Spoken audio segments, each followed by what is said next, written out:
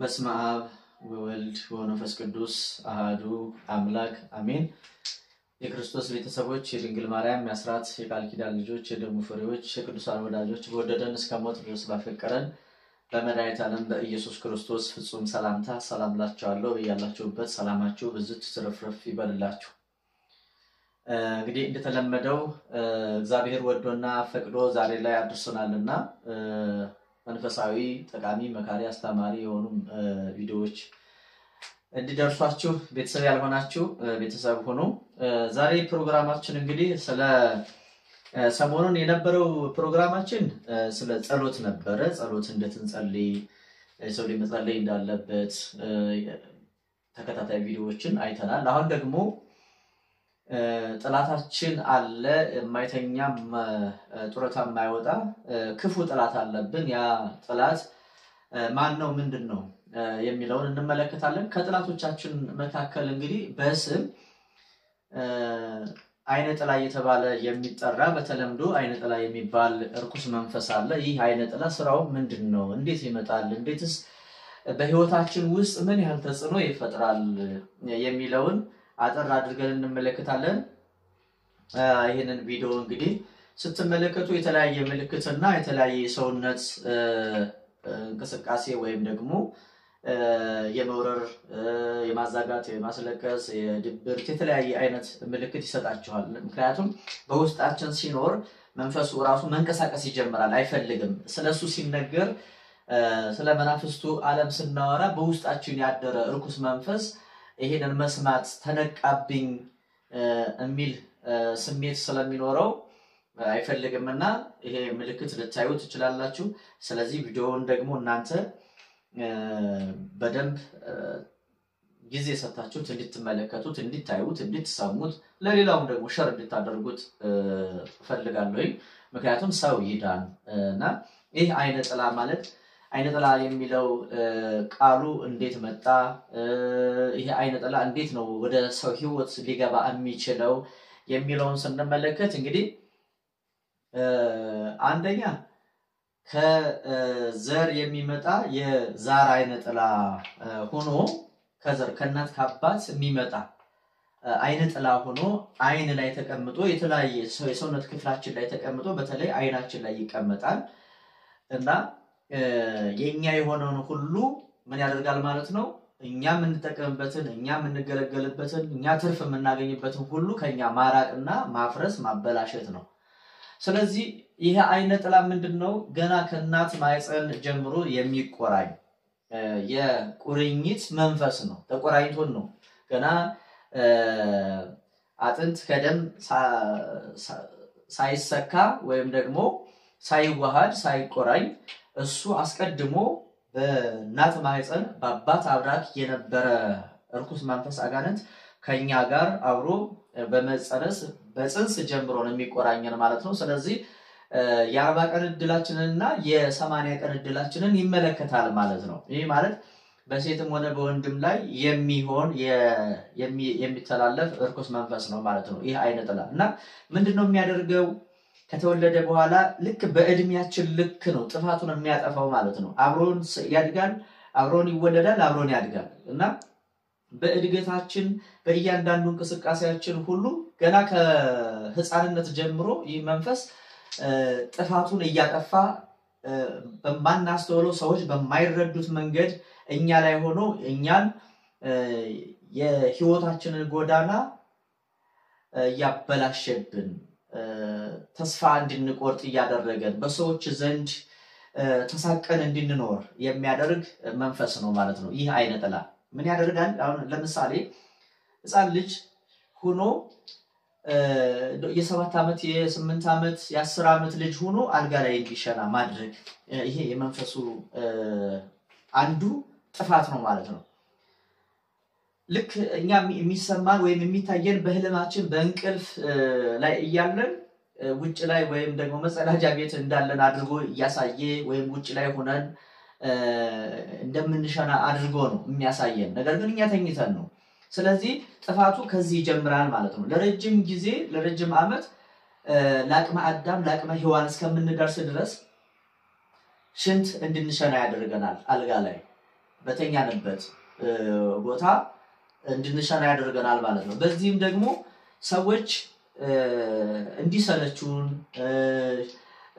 ሰዎች እንዲናገሩን አንተ ሽንታም አንቺ ሽንታም እየተባለ አእምሮ ህሊናው እየተነካ እየተጎዳ እንዲያድግ ያደርገዋል ማለት ነው። ከዛ በኋላ ግን ለአቅመ አዳም ለአቅመ ሔዋን ስንደርስ ደግሞ ልክ በእድሜያችን ልክ ነው ብያቸዋለሁ። አሁን የሥራውን ዘርፍ ይቀይራል፣ የጥፋቱን ዘርፍ ይቀይራል። ምን ያደርጋል? አንደኛ ህልመ ሌሊት ያስመታናል ማለት ነው። ህልመ ሌሊት በተደጋጋሚ በሰው እየተመሰለ ሴቷ ላይ በወንድ እየተመሰለ በመታቀውም በማታቀውም ወንድ እየተመሰለ ህልመ ሌሊት ያሳያታል ወይም አብሯት ይተኛል ማለት ነው። ወንዱም ላይ እንደዚሁ በሴት እየተመሰለ ወንዱ ላይ ሴት እየተመሰለ ሴቷ ላይ ወንድ እየተመሰለ ነው የሚታየው ማለት ነውና ይሄንን ስቃይ በእኛ ህይወት ውስጥ ምን ይላል ማለት ነው የሰራ እስከ እድሜያችን ፍጻሜ ድረስ ካልነቃንበት በዚህ መንገድ ነው የሰው ልጅ እያጠፋ ያለው ማለት ነው እያጠፋ ያለው። ሌላው እንደዚህ አሁን እንዳልኳችሁ ለአቅመ አዳምና ለአቅመ ሔዋን ስንደርስ በትምህርታችን ላይ ችግር ያመጣብናል፣ የመርሳት ችግር ያመጣል፣ የአፍ ጠረን ይቀይራል፣ ሰዎች ወደ ትዳር ህይወት ውስጥ እንዳይገቡ ወይም እንዳትገባ እንዳይገባ ያደርጋል። የአፍ ጠረን በኃይለኛው ይቀይራል ማለት ነው። ሌላው ጥርስ የማበላሸት መልክ የማጥፋት እና እንደዚሁ ደግሞ ለምሳሌ አሁን ልጅቷ ቆንጆ ከሆነች በቃ የራሱ ማድረግ ይፈልጋል። ወንዶች እንዳይቀርቧት እሷን ባሰቡ ጊዜ ህመም እንዲሰማቸው የራስ ምታት እንዲሰማቸው በተልካሻ ምክንያት እንዲለያዩ እንዲራራቁ ማድረግ በቃ ከዛ በኋላ ያ ሰው ወይም ያቺ ልጅ ብቸኝነትን የመመረጥ ነገር ይሄንን ያደርጋል ማለት ነው። ሌላው ይሄ አይነ ጥላ ምን ያደርጋል? ሌሎችን አጋንንት ርኩሳን መናፍስት ይስባል ማለት ነው። ይስባል እሱ አለቃ ኦነር ሆኖ እኛ ውስጥ ላይ ማለት ነው ሌሎችን እየሳበ ወደኛ ውስጥ ርኩሳን መናፍስትን እየሳበ ወደኛ ህይወት ውስጥ እንዲገቡ ያደርጋል። የስቃያችንን የጥግ ጫፍ እንዳይኖረው ያደርገብናል ማለት ነውና ይሄንን ርኩስ መንፈስ አጋንንት እንዴት ነው መከላከል እንዴት ነው በቀላሉ መያዝ የምንችለው ብለን ስንመለከት ነው እንዴት መዳን አለብን ከዚህ እስራት እንዴት መፈታት አለብን የሚለው ስንመለከት ያው የሰው ልጅ እንግዲህ ከሚድንባቸው መንፈሳዊ አገልግሎቶች መካከል ጾም፣ ጸሎት፣ ስግደት፣ ንስሐ መግባት እና መቁጠሪያ በጣም ወሳኝ ነገር ነው ማለት ነው። ያንን ርኩስ መንፈስ በውስጣችን ያደረ ርኩስ መንፈስ አጋንንት በቀላሉ ለመቆጣጠር ለመቆጣጠር ምን ማድረግ አለብን ማለት ነው? መቁጠሪያ በጣም ያስፈልገናል ማለት ነው። በተደጋጋሚ ይላቸዋለሁ እንድትነቁ ነው። ሌላ ሐሳብ ሌላ አጀንዳ ጠፍቶ አይደለም እና ስትቀጠቅጡ ከግር ጥፍር ከታች ከዚህ ጀምራችሁ ማለት ነው። ምክንያቱም የተለያየ ነገር የተለያየ ቦታ ላይ በመተትም ገብቶ ሊሆን ይችላል።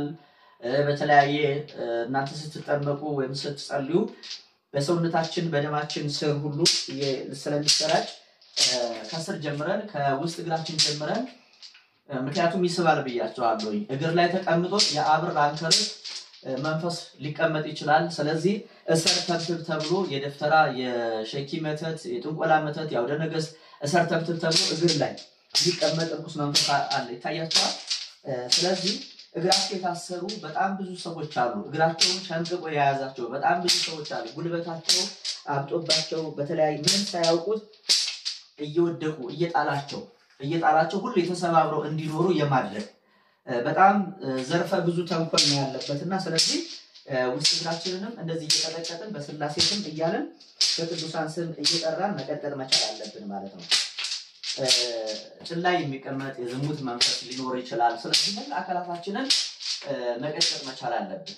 አያችሁ ተነስ ግንባር ላይ ውጣ ዘለቅ ተብለ እየተባለ ውጣ በቅዱሳን ስም ግንባር ላይ ውጣ በጻድቃን በሰማዕታት እያልን ግንባር ላይ እንዲታሰር ምን ማድረግ አለብን ማለት ነው? መቀጠል መቻል አለብን። ጀርባ ላይ ይቀመጣል።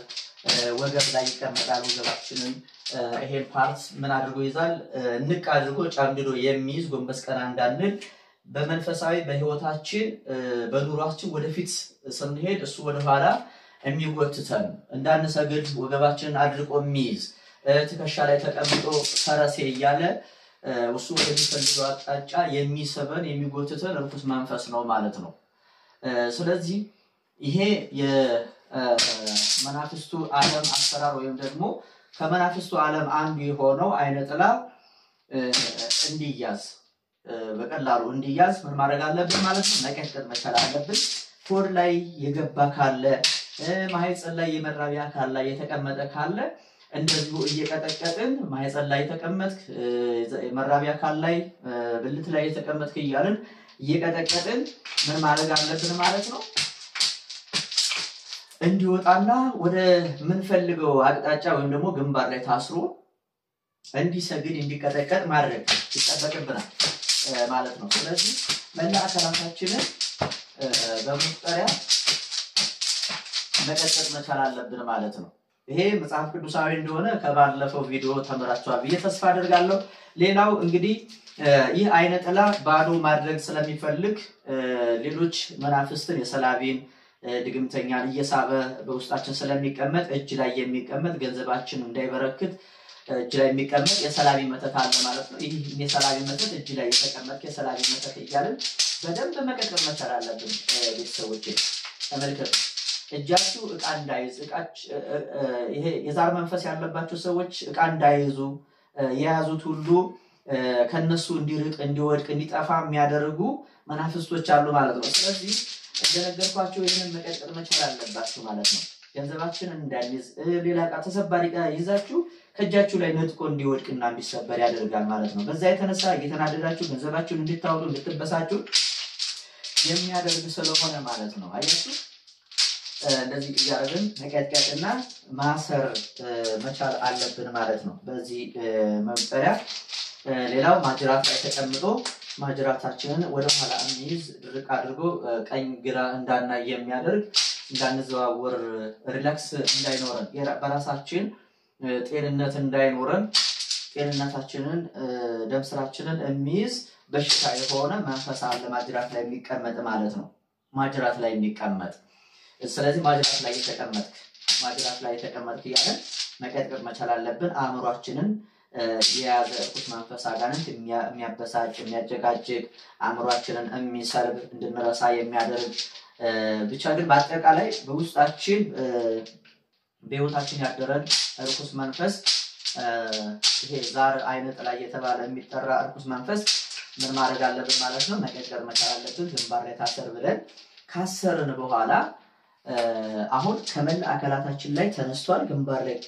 ከታሰረ በኋላ ምን ማድረግ አለብን ወደ ስግደት መሄድ አለብን ማለት ነው አብረን እንሰግዳለን እንዴት ምን ይያልን መስገድ አለብን ካለን መጀመሪያ እንግዲህ የሰው ልጅ ከምንም በፊት ለአምላኩ ለፈጠረው ጌታ የአምልኮት ስግደት ወይም ደግሞ ምስጋና ውዳሴ ማቅረብ ስላለበት እንዴት ይያል ምን ይያልን እንስገድ የሚለውን አብረን እንከታተላለን ከኔ ጋር አብረን እንሰግዳለን ማለት ነው እምንለው የአምልኮት ስግደት እሰግድ ለአብ እሰግድ ለወልድ እሰግድ ለመንፈስ ቅዱስ ምስጋና ለአብ ምስጋና ለወልድ ምስጋና ለመንፈስ ቅዱስ ሃሌሉያ ለአብ ሃሌሉያ ለወልድ ሃሌሉያ ለመንፈስ ቅዱስ ይያን ሌሎችም ህቡዕ ስሞችም አሉ እነሱን እየጠራን በደንብ መስገድ አለብን እዚህ ላይ ላሰምርበት ወይም ደግሞ ላስተላልፍላችሁ የምፈልገው አንዱ ምንድነው ብዙ ሰው የአምልኮት ስግደት ሲባል ወይም ጸሎት ሲባል 7 12 21 እየተባለ የሚሰገድ አይደለም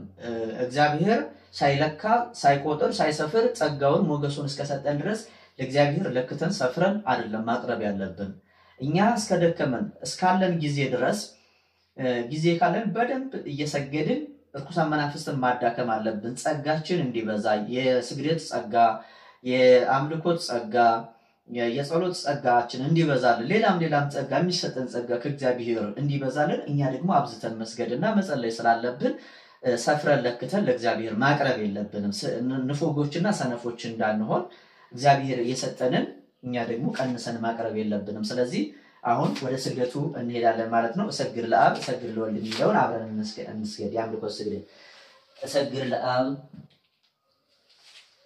እሰግድ ለወልድ እሰግድ ለመንፈስ ቅዱስ ሃሌሉያ ለአብ ሃሌሉያ ለወልድ ሃሌሉያ ለመንፈስ ቅዱስ ምስጋና ለአብ ምስጋና ለወልድ ምስጋና ለመንፈስ ቅዱስ ቅዱስ እግዚአብሔር ቅዱስ ኃያል ቅዱስ ጸባኦት ኤልሻዳይ አዶናይ ቅዱስ አማኑኤል ኢየሱስ ክርስቶስ እያለን በደንብ እንሰግዳለን ማለት ነው። ሌላው እንግዲህ ቅድም ብያችኋለሁ በግንባራችን እያስነካን ስንሰግድ ግንባር ላይ የታሰሩ መናፍስት ምን ይላሉ ማለት ነው? ይቀጠቀጣሉ። እንደዚህ አይነት መስገጃ ቢኖራችሁ በጣም ከምንም በላይ የተሻለ ነገር ይሆናል ማለት ነው። ምክንያቱም እንደምታዩት ይሄ መስቀል ነው። መስቀል ደግሞ ዲያብሎስ ድል የተመታበት የተዋረደበት የተቀጠቀጠበት ድል የተነሳበት ነው።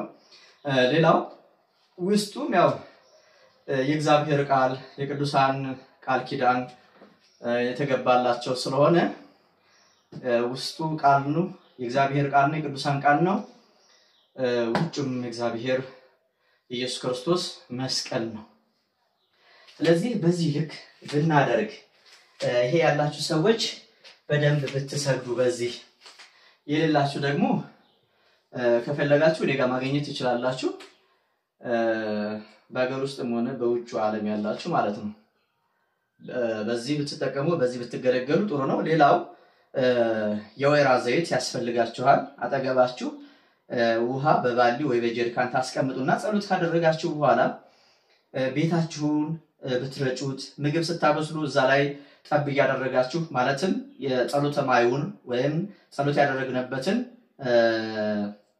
ውሃውን ወደ ጸበል የሚቀይር እግዚአብሔር መድኃኒት ስለሚያደርግልን ማለት ነው። ይሄ የወይራ ዘይቱን ለምሳሌ አሁን መቁጠሪያ የማያገኛቸው ሴንሲቲቭ የሆኑ ወይም ስስ አካላቶቻችን አሉ። አይን በመቁጠሪያ ይመታል።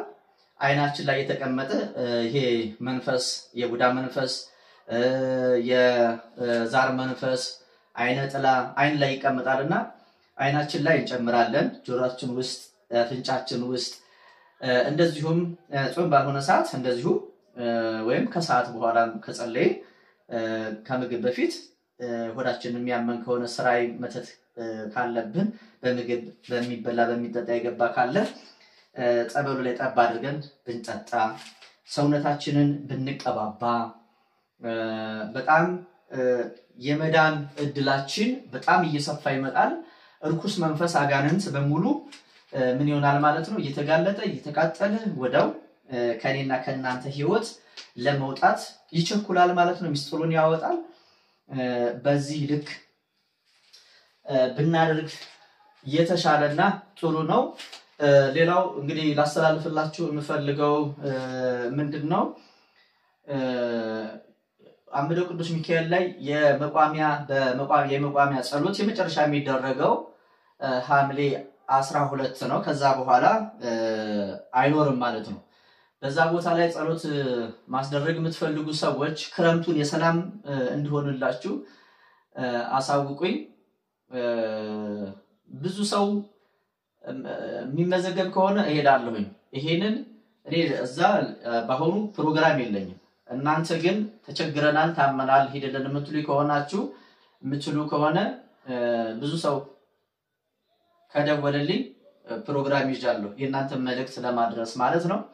ስመ ክርስትናችሁንና ጸሎት ማስደረጊያ መባችሁን እየሰጣችሁኝ ይዤ መሄድ እችላለሁ ማለት ነው። ከዛ በኋላ የጸሎት ፕሮግራም አይኖርም። መቼ ነው የሚጀመረው? መስከረም 12 ነው ማለት ነው። ስለዚህ የመጨረሻ የጸሎት ፕሮግራም የሚሆነው በአሁኑ አመት 2017 ማለት ነው ሐምሌ 12 ነው። ከዛ በኋላ መቋሚያ የመዘግዘቅ ወይም ደግሞ የመቋሚያ አውድ አይኖረንም። የሚጀመረው እንደነገርኳችሁ መስከረም 12 ነው ማለት ነው። ሌላው አብሳሪ መልአክ ቅዱስ ገብርኤል አሁን የሚመጣው ሐምሌ 19 ክብረ በዓል ነው። ድንቅ ነገር ያደረገበት ብዙ ተአምራት የተገለጸበት ነው። ወደ ቁልቢ ቅዱስ ገብርኤል መሄድ የምትፈልጉ ደውሉልኝ። በተቀመጠላችሁ አድራሻ እንድንሄድ መሄድ የምትፈልጉ ከወዲሁ አሳውቁኝ። መጓዝ እንችላለን ማለት ነው። እንግዲህ በዚህ ትምህርት በዚህ አገልግሎት ይቀጥላል። አሁን ቴሌግራሙም የሚስተካከለበት ጊዜ ሩቅ አይደለም። በቴሌግራም የጸሎት አገልግሎት ይኖረናል። ሁላችሁም ወደዛ እኔ ጋር ሴቭ ያላችሁ ሰዎች ወይም ደግሞ እንትን እንደራረግና አደርጋችኋለሁ። ትገባላችሁ፣ ጸሎት እናደርጋለን። የፈውስ አገልግሎት የጸሎት አገልግሎት ይኖረናል። እግዚአብሔር ሀገራችንን ሰላም ያደርግልን። በእያላችሁበት ሰላም ሁኑልኝ። ሰላም እግዚአብሔር ይብዛላችሁ። ቪዲዮውን ላልደረሰው አድርሱ፣ ሼር አድርጉት። ሐሳብ አስተያየታችሁን በኮሜንት አስቀምጡልኝ። ቤተሰብ ያልሆናችሁ ሰብስክራይብ የምትል በቀይ ጽሑፍ ትመጣለች፣ እሷን ጫን እያላችሁ ቤተሰቡን ተቀላቀሉ። ሰላም እግዚአብሔር ይብዛላችሁ። አገልግሎቱ ትምህርቱ ይቀጥላል።